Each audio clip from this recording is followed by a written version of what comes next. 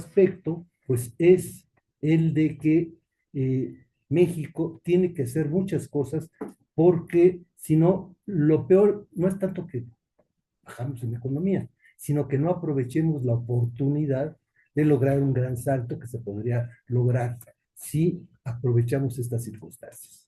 Pero también tiene repercusiones jurídicas y en nuestra plática tenemos a un distinguido ponente, que es el maestro Juan Manuel Gorostieta. Él es egresado de aquí, comisión honorífica, formado por un gran maestro que es el doctor León, que este, experto en todos estos temas bursátiles y cosas de ese tipo, donde también el maestro Juan Manuel Gorostieta pues, ha desarrollado con gran éxito y es profesor aquí desde ya también hace algunos años y es profesor definitivo por oposición.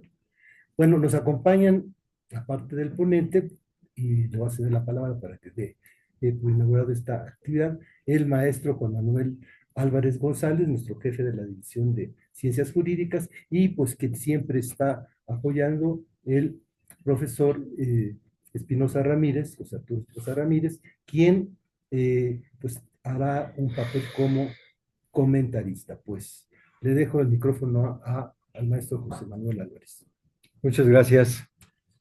Muy buenas tardes a todas y a todos. Es un honor estar con ustedes el día de hoy en este ciclo de cultura jurídica que organiza siempre el maestro Mario Rosales Betancourt, en coordinación también siempre con el maestro Arturo Espinosa, que bueno, siempre están presentes y atentos de los temas relevantes de coyuntura nacional e internacional y que lo exponen aquí para efecto de que ustedes tengan esa información independientemente del temario que estén llevando.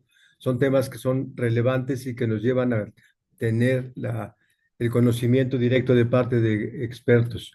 Y es un honor también estar el día de hoy con quien yo le digo mi tocayo y que ya veo que además trae porra en cuanto dijeron Juan Manuel Gorostieta, pues por ahí aplaudieron y todo. Mira, mira, aquí hay felicidades, tocayo, porque bueno, el hecho de que aplaudan, levanten el dedo en señal de positivo, muestra que es un profesor, como ya lo ha dicho el maestro Mario Rosales Betancourt, con mucha experiencia, con mucha capacidad, y bueno, pues acá egresado de Acatlán, y el día de hoy nos van a hablar sobre un tema importante que es el nearshoring, como ya lo dice el maestro Mario Rosales, una figura que ustedes deben de estar por ahí ya también con mucho conocimiento y que hoy lo van a profundizar.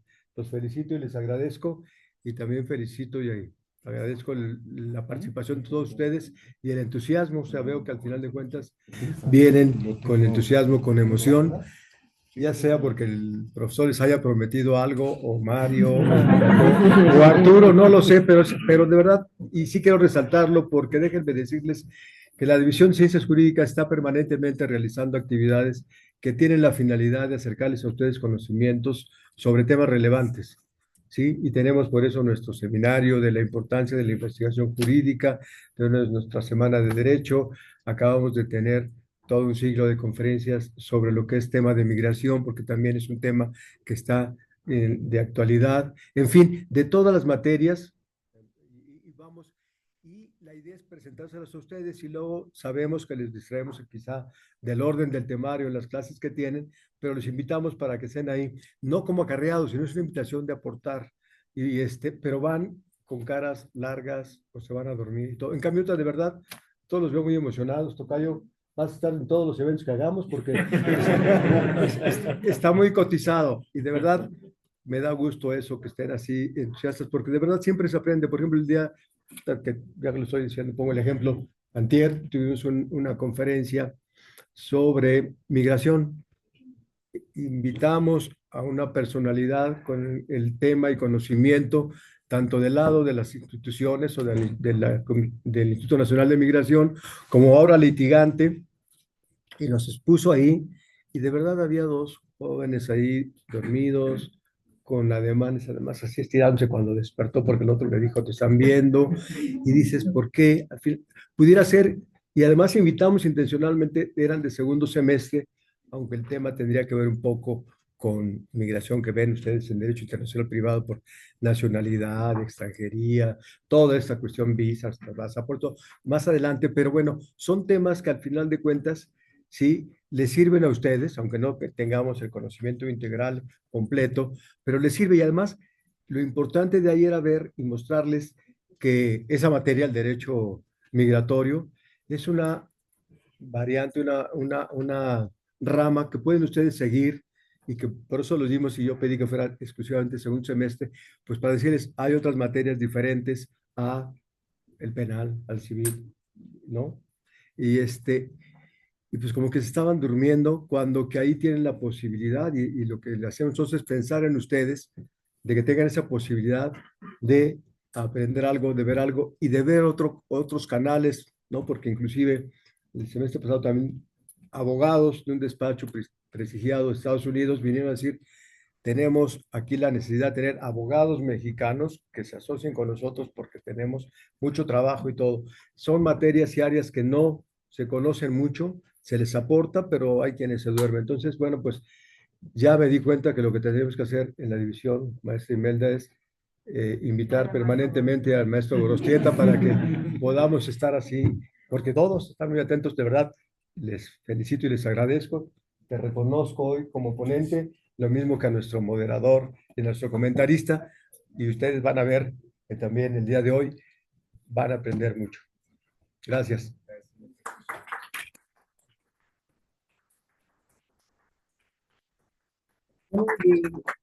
Pediríamos al maestro José Arturo Espinosa.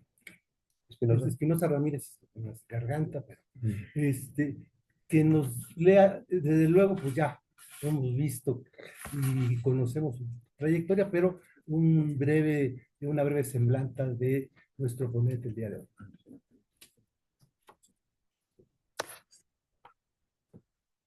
Bueno, el maestro Juan Manuel Gorostieta Pérez es licenciado en Derecho y tiene estudios de maestría en Derecho. Es titulado con mención honorífica. Fue ganador de la medalla Gavino Barrera. Es profesor definitivo por oposición de Derecho Económico y Derecho Administrativo 2. Tiene 22 años de antigüedad docente. Es miembro fundador perdón, también la vista, del Seminario de Legislación y Jurisprudencia, organizado por la Unidad de Investigación Multidisciplinaria.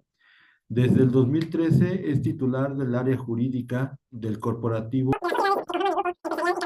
de las sociedades que conforman el grupo empresarial encabezado por Central de Corretajes, SAPIDCB, o la Bolsa Institucional de Valores, enlace de mercado electrónico institucional y de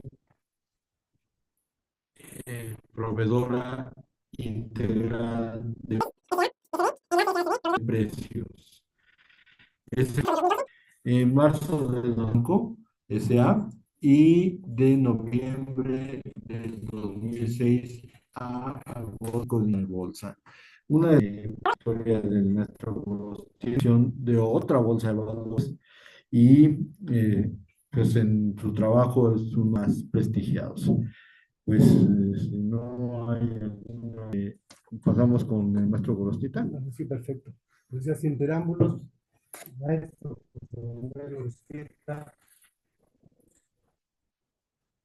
bueno, pues bienvenidos. Es un gusto ver caras conocidas, también es un gusto ver caras que no conocíamos. Espero que esto sea de utilidad. Y antes de empezar, quiero comenzar por agradecer. Agradecer primero a Arturo Espinosa, que además, dicho sea de paso, fue mi profesor hace poquitos años. Y un día me lo encontré en el pasillo y tuvo la gentileza de invitarme a dar una charla y me pregunta qué tema. en otras ocasiones también me han invitado de este ciclo, ahorita paso con Mario, y he platicado de la bolsa, he platicado de los mercados financieros, he platicado de valores, y dije, bueno, pues algo nuevo, algo que aunque han pasado ya los años, pues resulte interesante. Y pensé en este fenómeno, en la llamada relocalización, en el nearshoring, y pues aquí estamos. Pero también quiero agradecer a Mario Rosales. Mario Rosales, además en este momento en el que seguimos festejando los 50 años después, Mario Rosales es una institución en esta escuela, en esta facultad.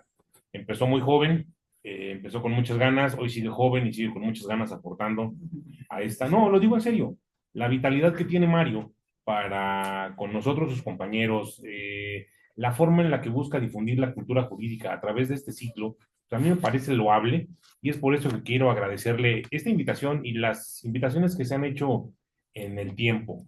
Y por supuesto también agradecer a la División de Ciencias Jurídicas, a su jefe, le digo que es mi cuasi tocayo, él es José Manuel, yo soy Juan Manuel, porque está permitiendo llevar a cabo actividades para con ustedes.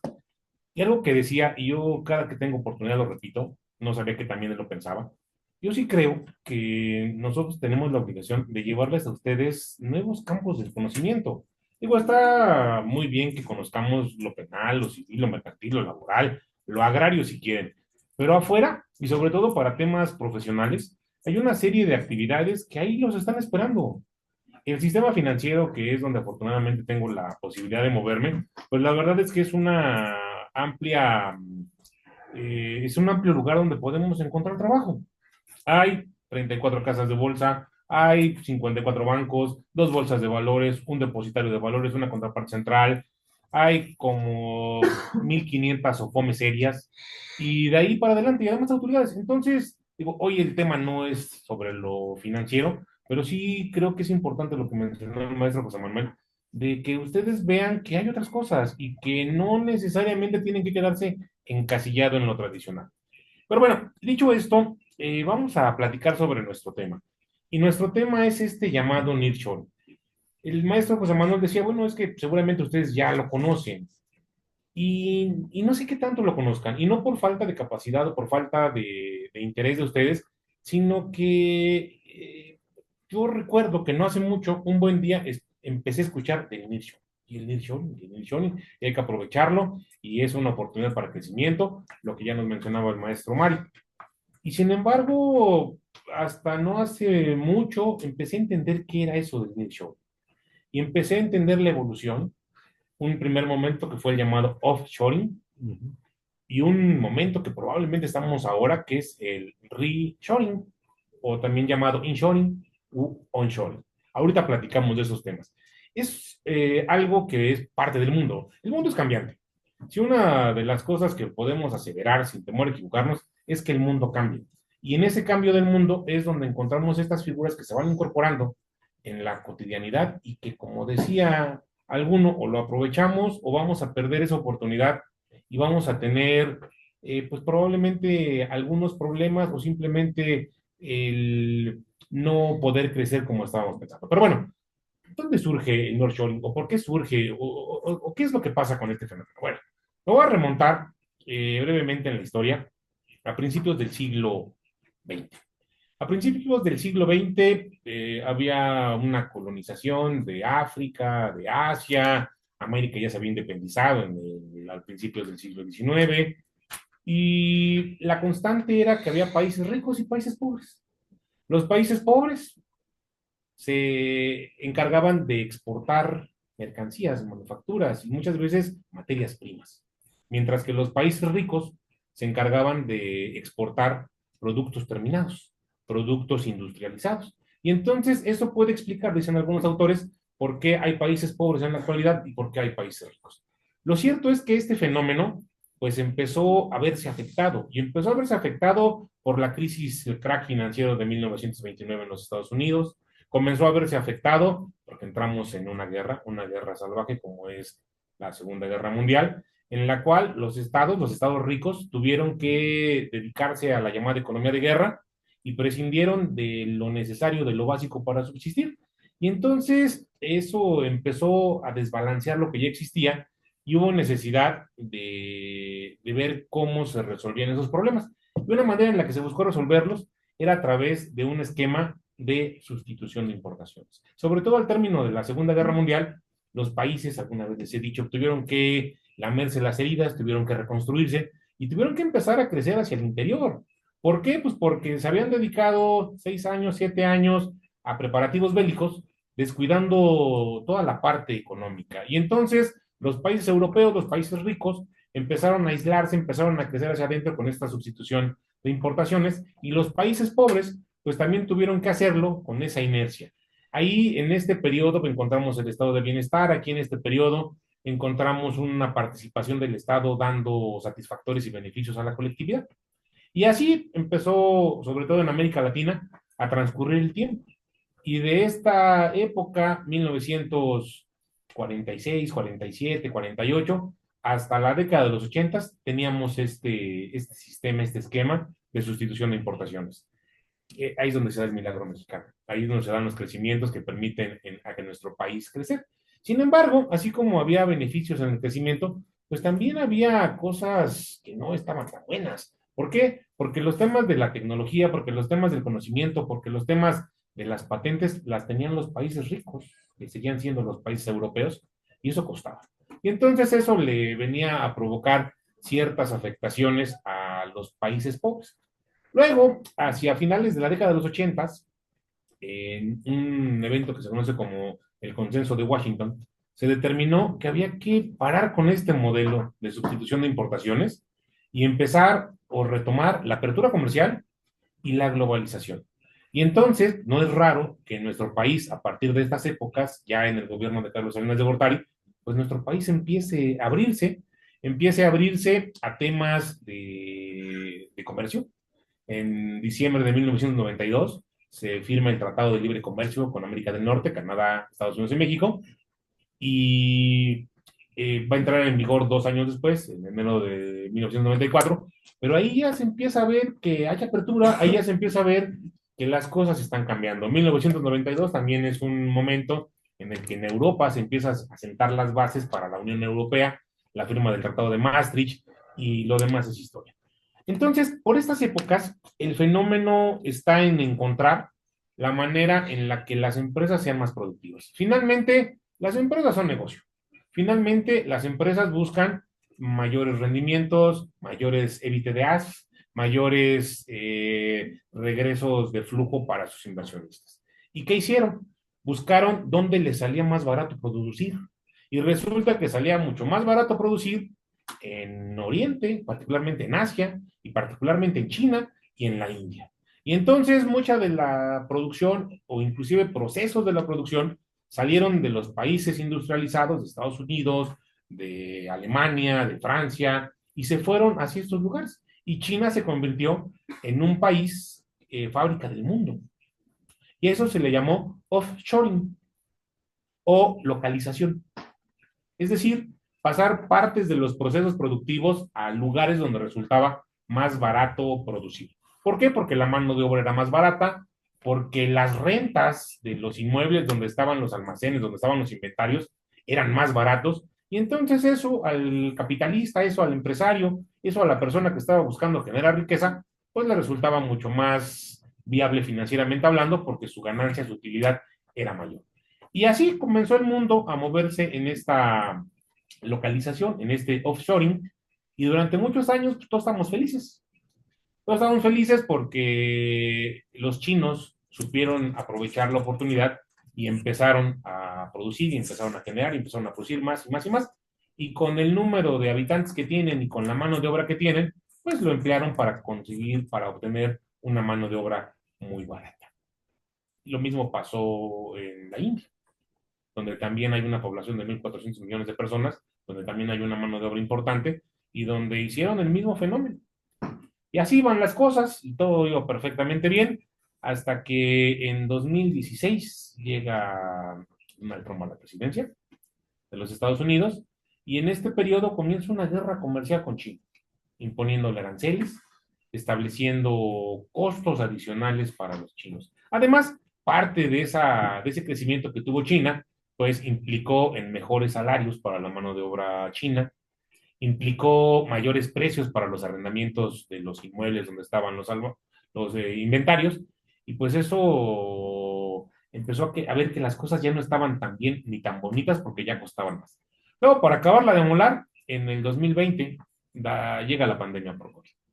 Y esa pandemia por COVID, entre otras muchas cosas, tuvo implicaciones económicas. Tan es así que hubo una suspensión de las cadenas de producción, hubo una suspensión de las cadenas de suministro.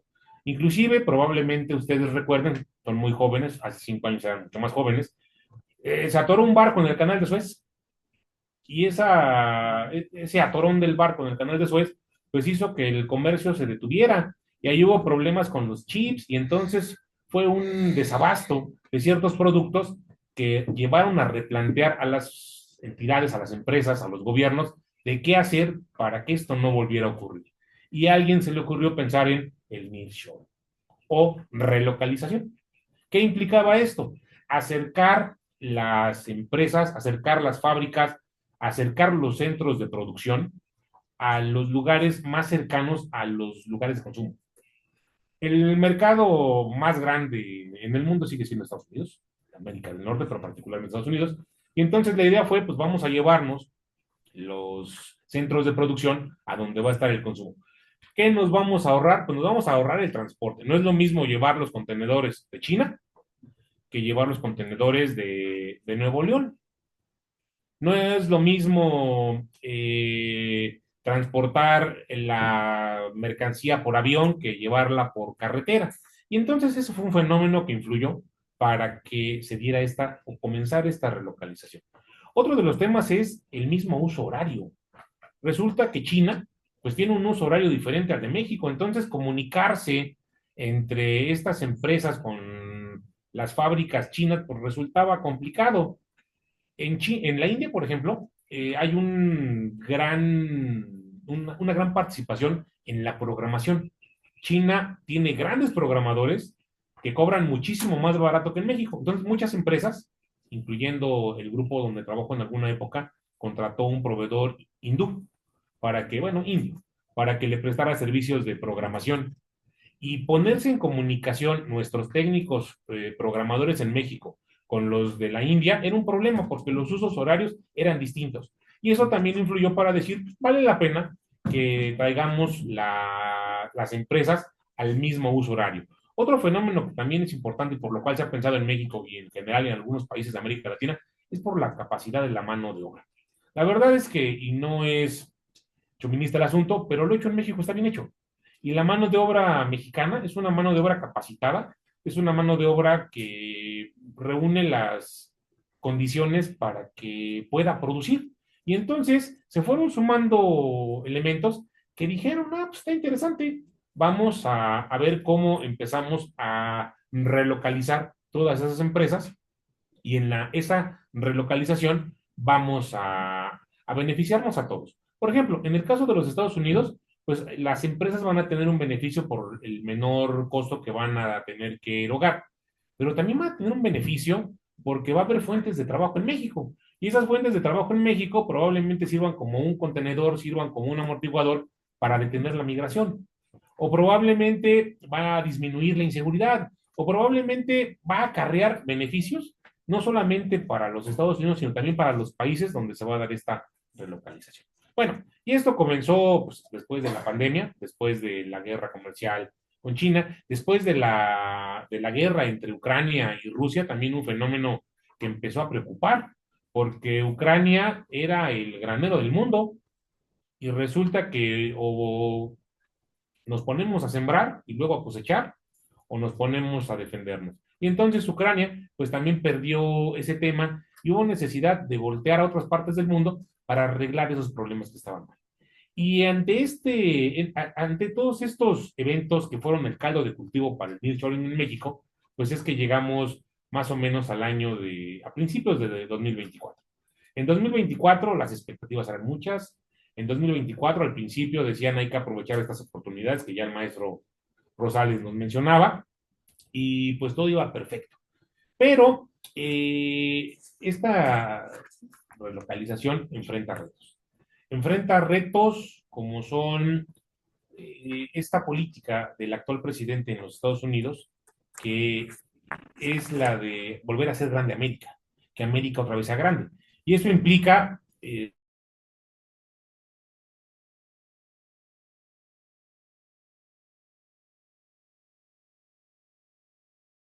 principio, bueno, hay un tercer término que es el reshoring o el inshoring, o también llamado onshoring, que implica que las empresas que salieron regresen al país de origen. Y probablemente las condiciones actuales en el mundo pues nos estén llevando hacia ese fenómeno. Escuchaba hace un mes aproximadamente que la producción de automóviles híbridos, si no mal recuerdo, de Toyota, se estaba pasando a los Estados Unidos. Y entonces, pues eso es parte de este llamado reshoring. ¿Por qué? Pues porque los países tienen que ver la manera en la que van a ajustar sus condiciones comerciales, sus condiciones de mercado, por supuesto, en beneficio de estas empresas. Ahora, dicho esto, ¿cuáles son las implicaciones o cuáles son los beneficios que tienen estos temas para nuestro país?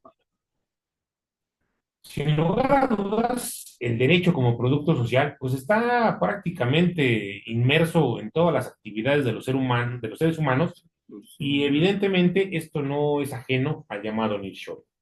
El derecho ahí va a tener que participar para que este fenómeno se pueda dar, y sobre todo para que haya el interés por parte de las empresas extranjeras, por parte de los inversionistas extranjeros, para venir a nuestro país y llevar a cabo algo que se conoce como inversión extranjera directa.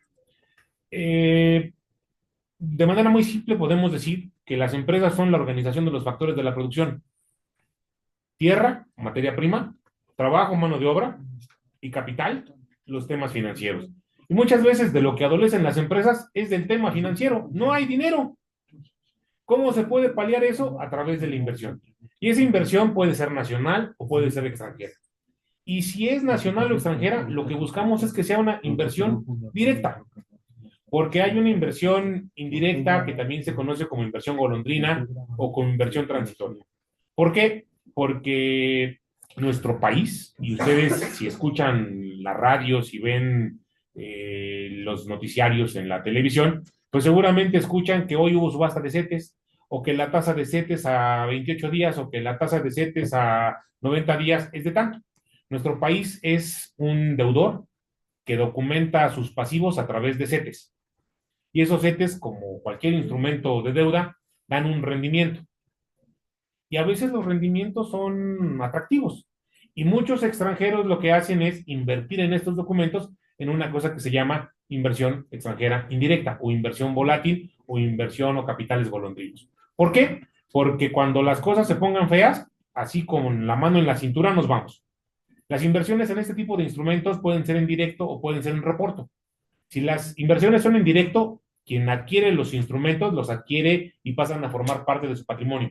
Si son en reporto, figura que ustedes ya conocen o van a conocer en sus clases de títulos y operaciones de crédito, pues resulta que sí es mío, pero nada más por un ratito y luego lo regreso.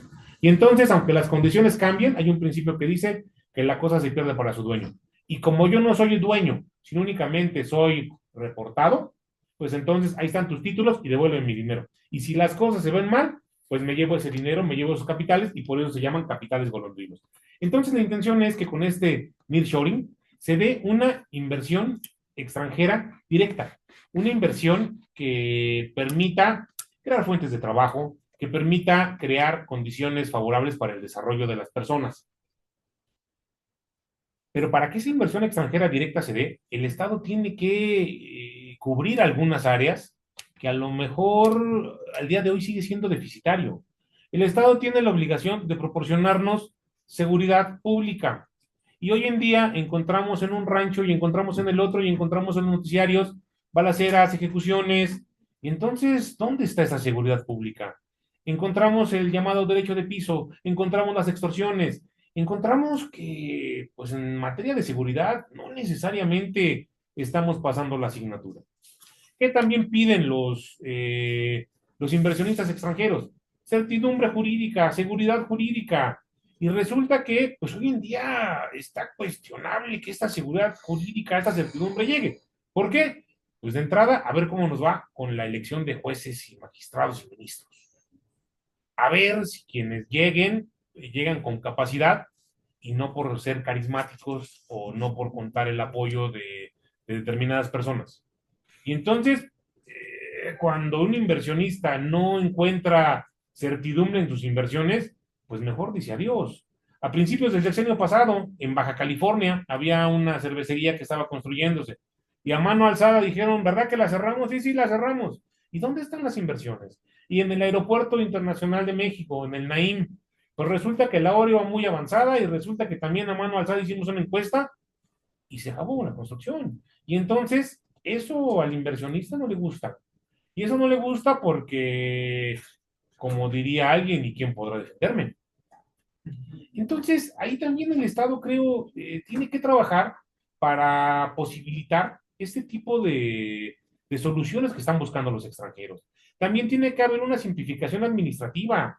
Estamos llenos de trámites, estamos llenos de requisitos que muchas veces nos hacen cuestionarnos si queremos seguir adelante con los trámites. El maestro Arturo les decía que participé en la constitución y concesión de una bolsa de valores. No les miento, el trámite duró, desde que lo arrancamos en 2013, duró 4 años para que nos dieran la concesión y 5 años para que empezara a operar. Y dirán ustedes, ah, pues está bien, pues ya tienen la concesión, ya están operando. Sí, pero teníamos personas contratadas y personas a las que había que pagarles. Y esas personas no sabían si estábamos en operación o no, y tampoco tenían por qué saberlo. Finalmente ellos estaban haciendo sus aportes a ese proyecto que arrancamos, pero nos costó, yo creo que 3 años innecesarios de salarios, de sueldos, de sistemas, de renta, porque también teníamos el espacio donde actualmente se encuentra la Bolsa Institucional de Valores, lo rentamos en el 2014 y desde el 2014 estuvimos pagando una renta. 2014, 2015, 2016, 2017 y hasta 2018 no recibíamos un peso. Entonces, esos trámites tan largos, pues tampoco le agradan a los inversionistas extranjeros. Ellos quieren simplificación administrativa y ellos quieren, pues, que sus inversiones tengan cierta seguridad. Entonces, el Estado tiene que trabajar en eso para que sean atractivas las inversiones, para que ellos puedan invertir en empresas que ya están constituidas o constituir empresas. Ahora, ¿qué es lo que tenemos que considerar en el tema del derecho y el nearshoring? Bueno, la propiedad intelectual. Tiene que haber una protección a la propiedad intelectual, tiene que haber una protección a las patentes, una protección a los derechos de autor, una protección a todo ese conocimiento técnico que tienen las empresas. Desafortunadamente, nuestro país no se ha desarrollado en la generación de patentes. Desafortunadamente, nuestro país tiene una obtención anual de patentes irrisoria. Del Sur, por ejemplo, durante alguna época estaba al mismo nivel que nuestro país. Hoy Corea del Sur tiene cientos de patentes al año y nosotros las podemos contar con los dedos. Entonces, la propiedad intelectual es un tema importante que hay que considerar en este nearshoring. Los contratos y acuerdos que se van a tener que celebrar.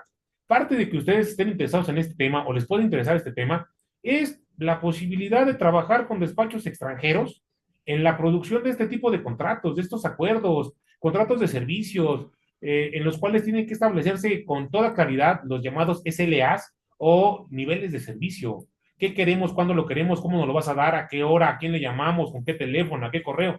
Todo eso es parte de los contratos. Los contratos, los convenios de confidencialidad, también ahí hay una labor importante porque se va a compartir información que puede tener temas relevantes que son conocimientos técnicos, el llamado know-how de las empresas.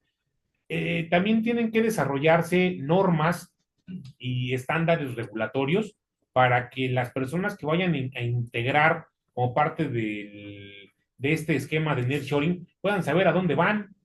Lo mismo, hay que proporcionar seguridad a la privacidad y a los datos personales. Desde el año 2010, 2011, empezamos con una ley de protección de datos personales en posesión de particulares. Pues ese derecho que se considera como un derecho de quinta generación, derecho humano, pues se ha venido reforzando y ha venido haciéndose necesario en las empresas. En el grupo donde trabajo, bueno, tenemos vínculos con empresas de otros países por el negocio que se lleva y muchos de estos de estas personas nos piden ver, nos piden conocer cómo estás tú en materia de protección de datos personales. Eso también es relevante para este nearshoring.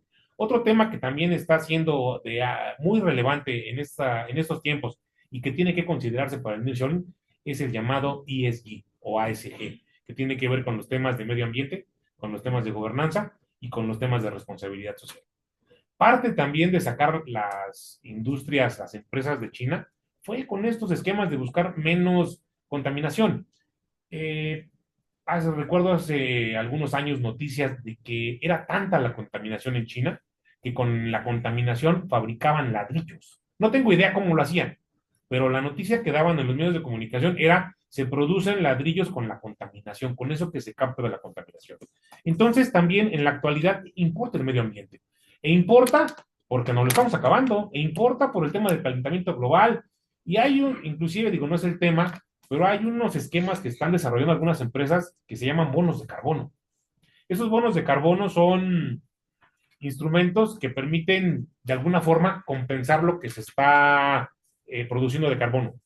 Tengo un rancho en el que hay tantas hectáreas con árboles y esas hectáreas de árboles captan tal cantidad de carbono. Bueno, pues eso me da un certificado que quien contamina lo puede comprar y entonces ya compensa su producción de carbono con relación a alguien que está produciendo o consumiendo ese carbono. Entonces es un esquema también que se está implementando en los sistemas financieros, todavía incipiente, pero que por ahí está. Pero hoy en día tenemos que ver nuestra huella de carbono.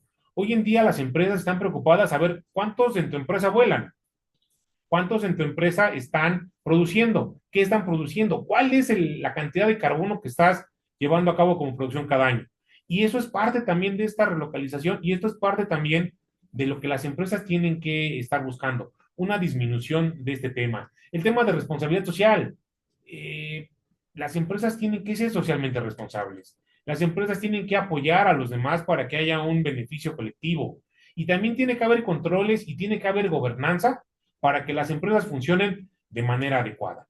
Entonces, son una serie de factores que se deben tomar en cuenta para que podamos insertarnos en esta oportunidad que tenemos de ese nearshoring, con independencia de lo que hagan nuestros vecinos en Estados Unidos, con independencia de si van a imponer aranceles, con independencia si va a haber una renegociación de este TMEC y que algunos dicen que por eso son las presiones del presidente Trump. Con independencia de ello, nosotros tenemos que hacer la tarea y tenemos que arreglar algunas de estas cosas que les comento que están mal para ver la forma en la que nos podemos insertar en esta vida y aprovecharla. Y en ese sentido, no sé cómo ando de tiempo. Bien. Y en ese sentido, ¿qué han hecho nuestro gobierno? ¿Qué ha hecho nuestra presidenta? Bueno, el 27 de noviembre de 2024, nuestra presidenta presentó a la comunidad un órgano. Y este órgano se denomina Consejo Asesor de Desarrollo Económico Regional y Relocalización. ¿Por qué? Pues porque la verdad es que medio tenemos en bandeja de plata esta figura y hay que aprovecharla. Para ese entonces, la presidenta organizó este órgano, el cual está conformado por la iniciativa privada, por empresas, está conformado por entidades, por dependencias de la Administración Pública Federal, como Economía, como la Secretaría de Hacienda y Crédito Público, está conformada por asociaciones gremiales, ahí está el Consejo Coordinador Empresarial, ahí está la Asociación de Bancos de México, y la idea es que un grupo plural sea el que encuentre la posibilidad de ver cómo le entramos a este punto. ¿Cuál es el propósito fundamental de este Consejo Asesor de Desarrollo Económico? Es proponer y aterrizar la Estrategia Nacional de Relocalización. Digo, creo que la buena noticia es que el gobierno pues ya puso la atención en este fenómeno. Y además no solo la puso, sino que invitó a la iniciativa privada para que también participe en la implementación de estos asuntos. ¿Qué es lo que buscan a través de la iniciativa privada para que esto funcione? Bueno, primero, establecer esquemas de inversión mixta e infraestructura. Esa inversión única del Estado ya vimos que no se puede. La inversión única de la iniciativa privada, pues a lo mejor se puede, pero si la completamos con lo público, seguramente los beneficios van a ser mejores. La idea de que haya una proveeduría local o regional para las MIPIMES, las micro, pequeñas y medianas empresas. Nuestro país tiene muchísimas empresas. La última vez que revisé el dato, eran más de 600,000 empresas de un tamaño razonable, quitando las micros, ya empresas razonables, y que necesitan apoyos, necesitan de dónde financiarse, necesitan que también les hagan menos gravosa su existencia. Y entonces, por eso, uno de los fenómenos que también buscan a través de este consejo es buscar que haya una banca de desarrollo que financie estas empresas. La banca de desarrollo son los bancos del Estado. Es Nacional Financiera, es Bancomex, es Banobras, es Banjército. Son estas instituciones que forman parte de la Administración Pública Federal paraestatal, que son sociedades nacionales del crédito, y que en su objeto social está ser quienes prestan los servicios de banca y de crédito, y enfocarlos a estas empresas.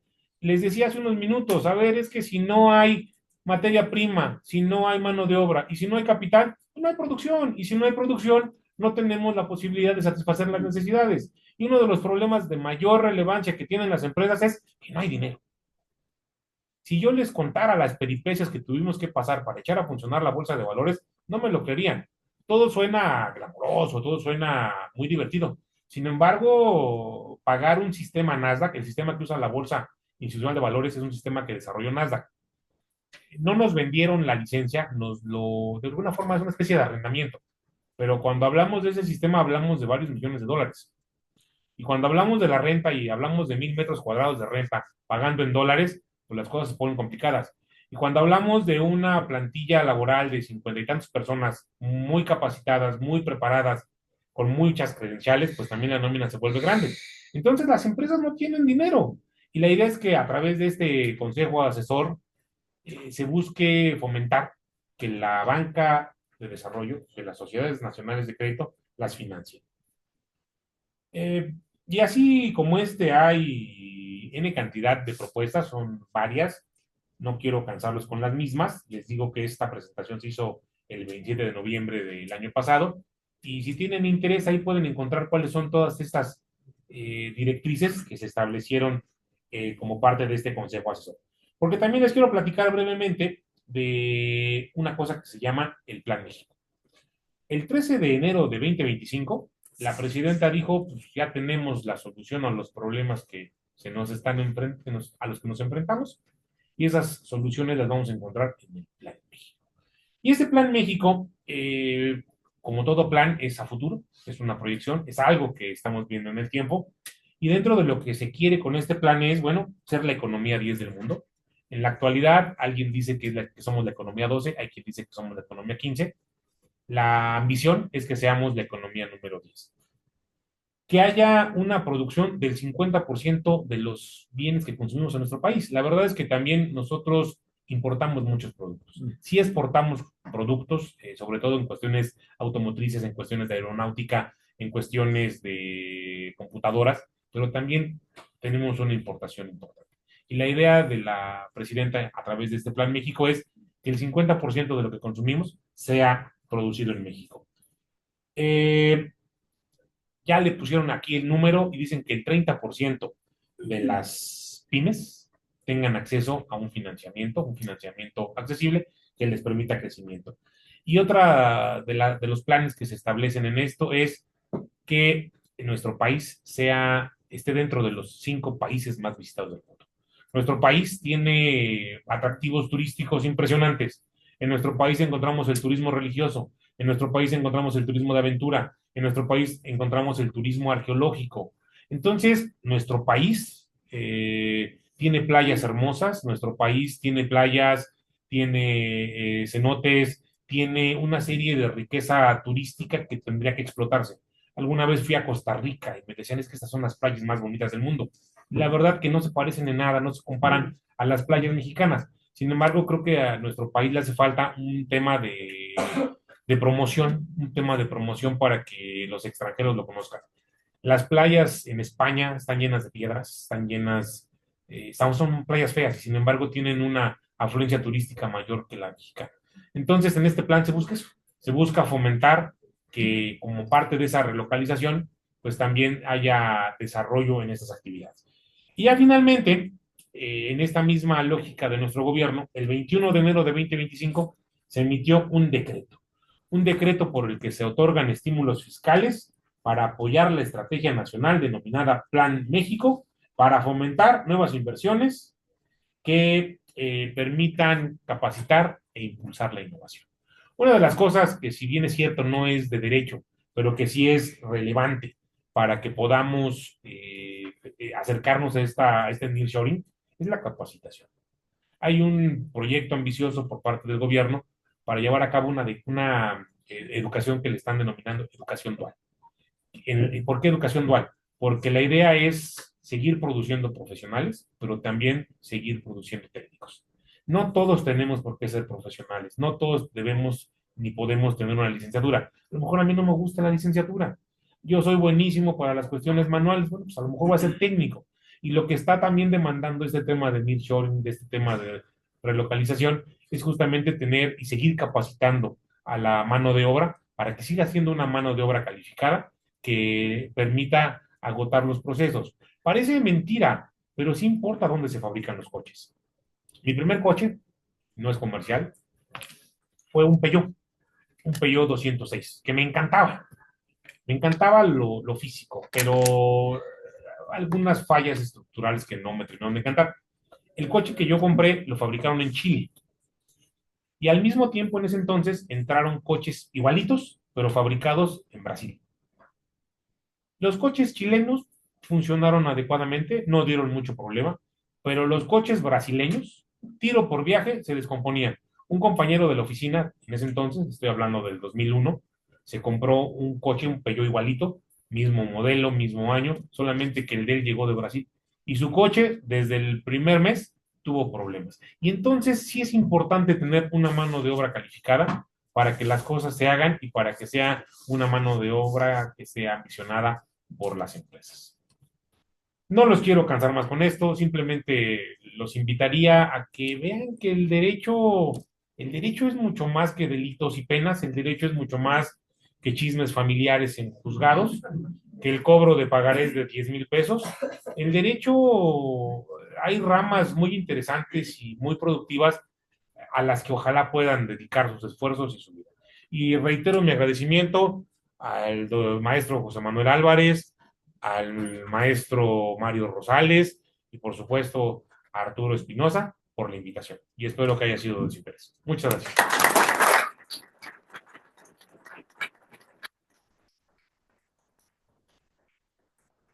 Cedemos el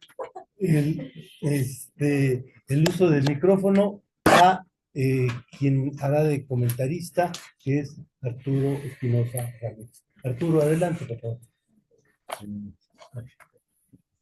Producción. A ver, bueno, ya estamos aquí. Bueno, ya, vamos. Ha sido muy completa la explicación del maestro Gorostieta. La verdad es que las opiniones que pudiera verter no son tan distintas. Estuve analizando esto durante un buen rato y pues sí, o sea, tenemos esa situación. A ver, primer detalle. Lamentablemente tenemos un gobierno que durante muchísimo tiempo ha querido caravanear con sombrero ajeno. Todo el gobierno de Andrés Manuel López Obrador fue, vamos a traer una fábrica de Tesla a Monterrey. Y al final de cuentas, como novias de pueblo. La situación es que no es nuevo, o sea, esto ya había pasado. Durante el primer gobierno de Trump, Ford iba a poner una planta en San Luis Potosí, pero por órdenes prácticamente del presidente también lo dejaron de hacer. Chrysler también iba a traer una planta, también la dejaron.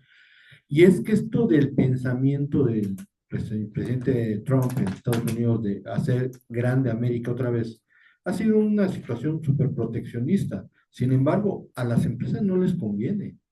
Y, por ejemplo, ahorita decía Juan Manuel, el punto de la facilidad y la economía de la mano de obra mexicana. ¿Cuánto cuesta la obra la mano de obra china por hora? $6.45. ¿Cuánto cuesta la mano de obra mexicana? 4.18 por hora. O sea, tenemos todo para poder hacer una buena recepción del nearshoring, de que se puedan poner las plantas, pero tenemos aquí una doble disyuntiva. El presidente Trump lo va a permitir, a pesar de que para ellos no es conveniente, porque ¿cuánto cobra un obrero en la planta de Ford por hora? Les puedo asegurar que son más de 40, $50 la hora. Entonces, pues vamos, o sea, sí están las cosas puestas, pero lamentablemente una de las cuestiones que yo veo con mucha reticencia es que no se le ha querido enfrentar a esta situación con todo lo que todo lo que se le podía oponer. Claro que estamos en una situación geográfica muy conveniente para los Estados Unidos. Y durante muchísimo tiempo, bueno, cuando empezó el Tratado de Libre Comercio, se instalaron un montón de maquiladoras en el norte del país. Pero ahí un poquito de lo que comentaba Juan Manuel. ¿Qué pasó?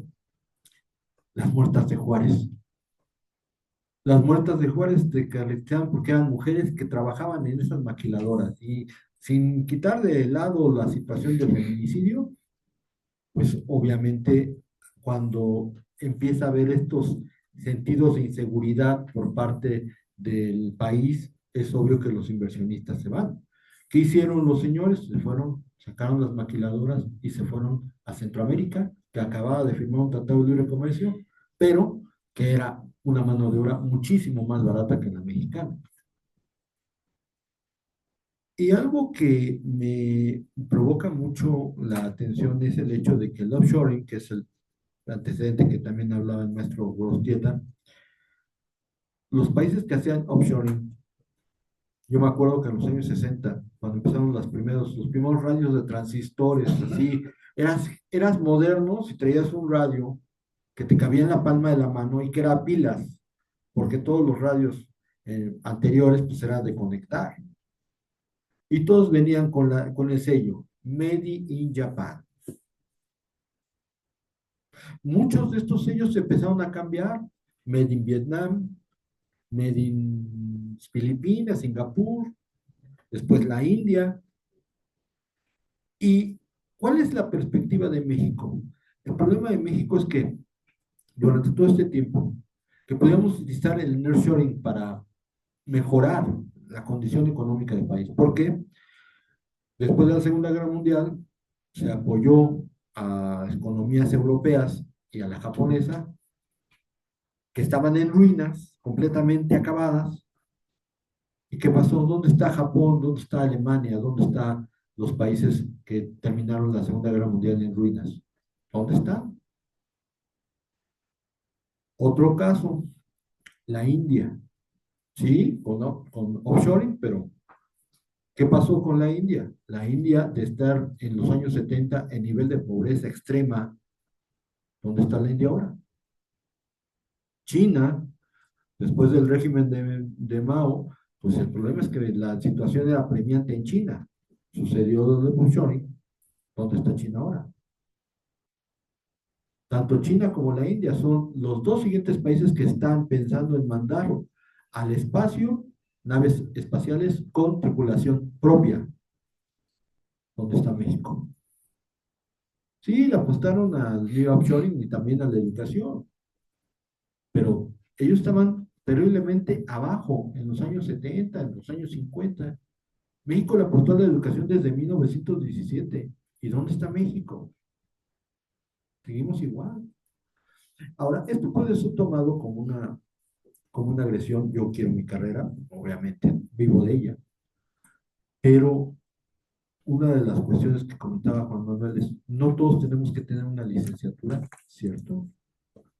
Se ha perdido mucho el apoyo para el manejo técnico o el manejo de desarrollo tecnológico de otras carreras.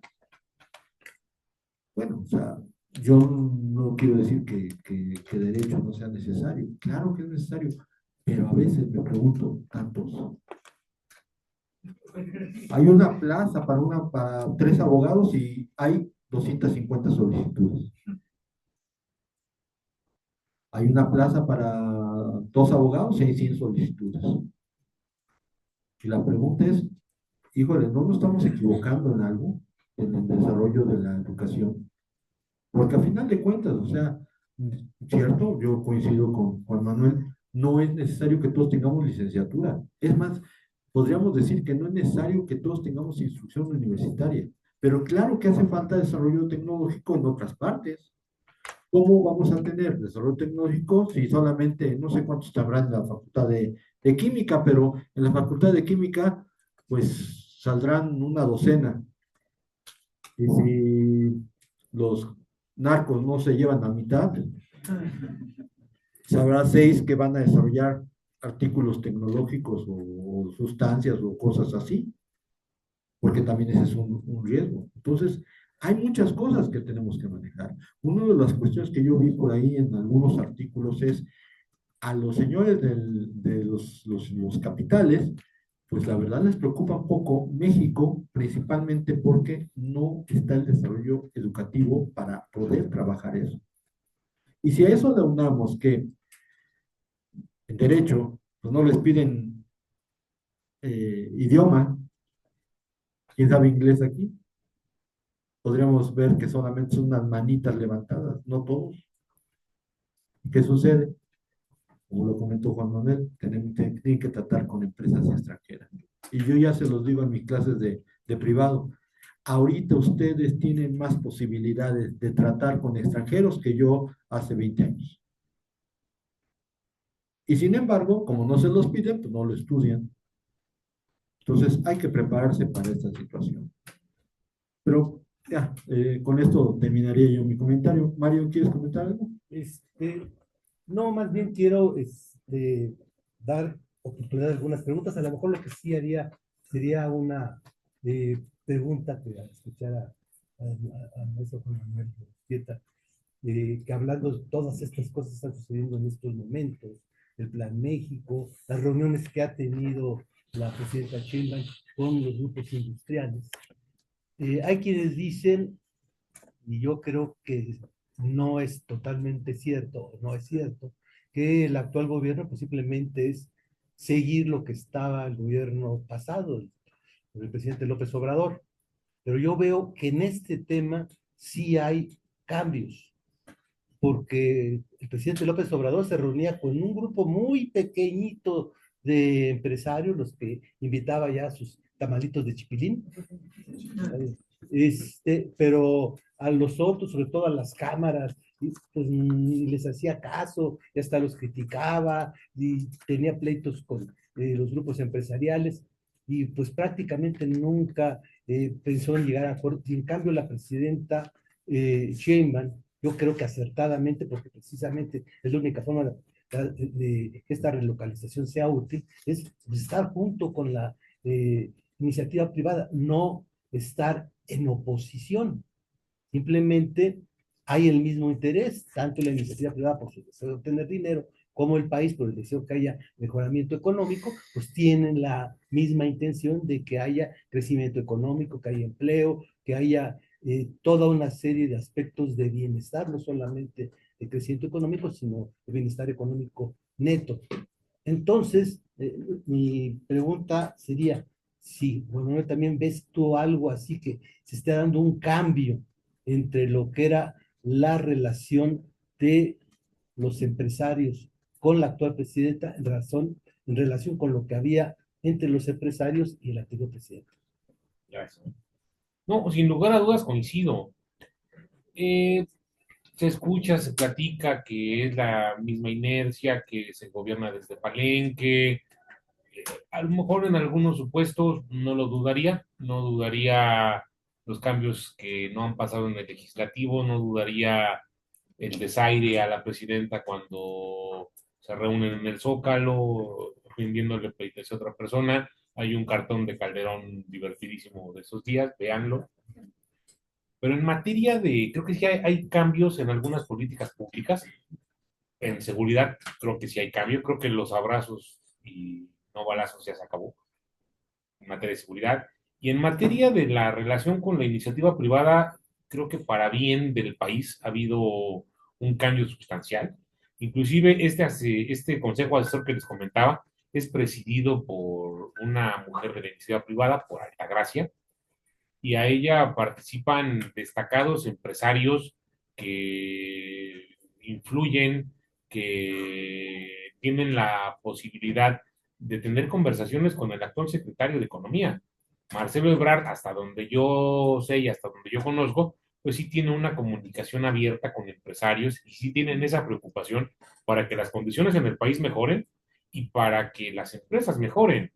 Ahorita que escuchaba a Mario, me acordé del Cancán.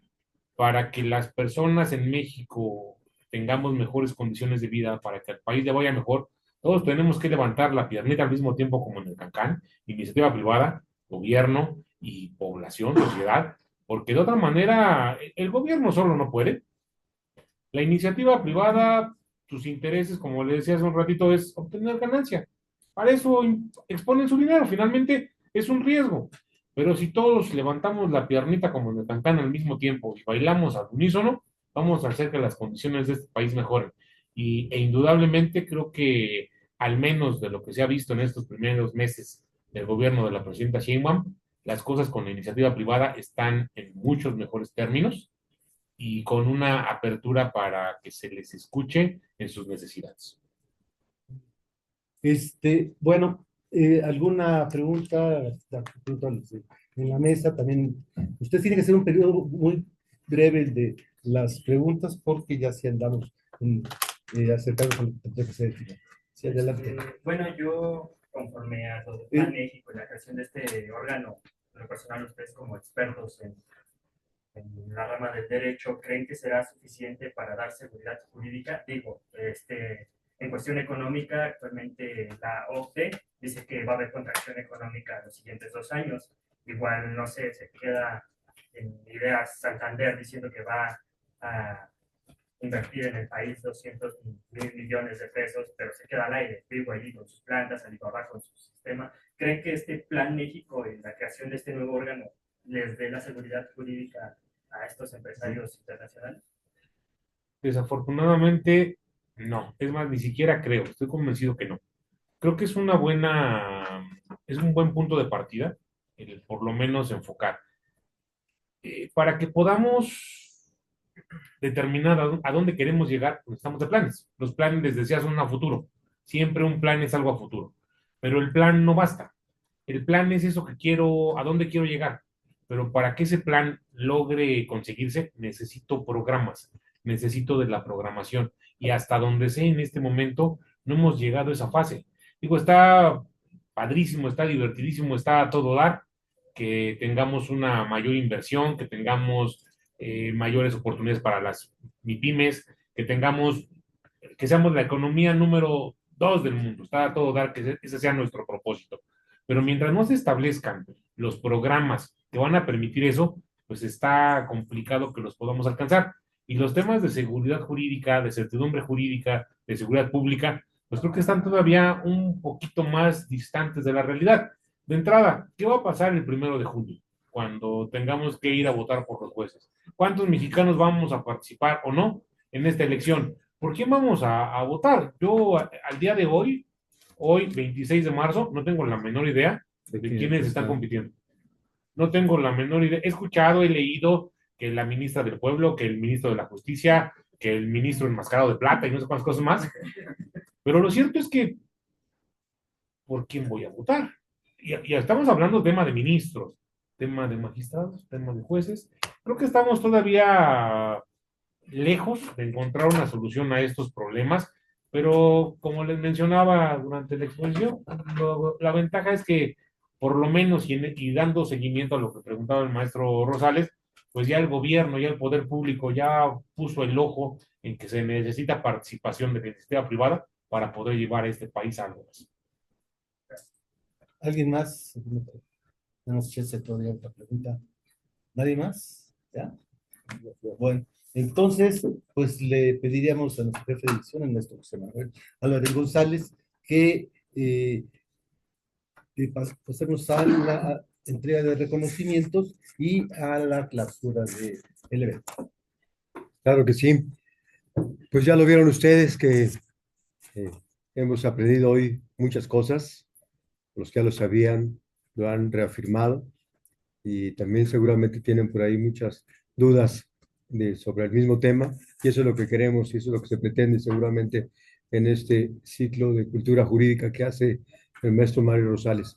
Despertar en ustedes inquietudes, dudas, para que tengan esa intención de mejorar y de penetrar. Yo reitero mi felicitación y mi agradecimiento al maestro Juan Manuel Gorostieta por aceptar, por estar acá, por darnos la exposición y felicito también, como siempre lo hago, al maestro Mario Rosales Betancourt y al maestro Arturo Espinosa por mantener, ¿sí?, este ciclo de cultura jurídica con diferentes temas. Y si me permites, Mario, a lo mejor me adelanto aquí haciendo un comercial, pero el siguiente tema tiene que ver con algo que también está ahí presente y donde puede haber, al final de cuentas, y esa es la intención, puntos encontrados en relación a lo que se ha aprobado ya en la Ciudad de México, que es no prohibir las corridas de toros, sino modificar su estructura, ¿sí? Vamos a ver ahí la parte jurídica de corridas de toros y violencia, ¿sí? Vamos a ver ahí que habrá a favor, en contra, vamos a ver la parte económica, la parte política, la parte donde hay arreglos de partidos para poder lograr esas cuestiones y los derechos incluso también pues de matadores, de espectadores, en fin. Este es el siguiente tema y felicidades y enhorabuena. Gracias a todos y si me permiten, entonces vamos a entregar el reconocimiento que está elaborado para nuestro, y lo digo así porque además me van a secundar, nuestro querido maestro Juan Manuel Gorostieta.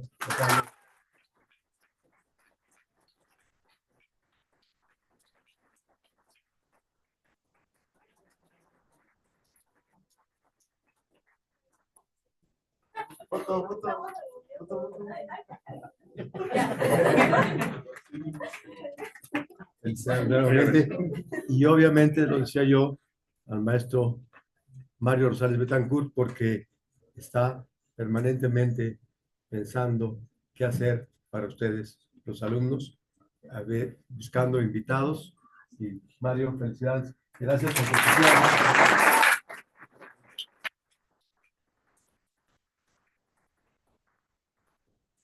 Su juventud y su entusiasmo es importante. Y también al maestro Arturo Espinosa Ramírez, muchas felicidades, muchas gracias.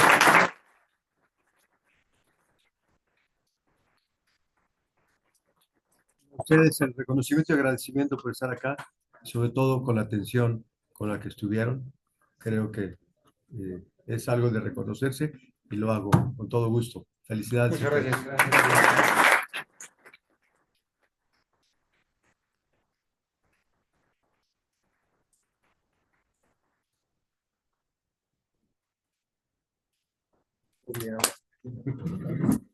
La celebración no termina. Gracias, muchachos.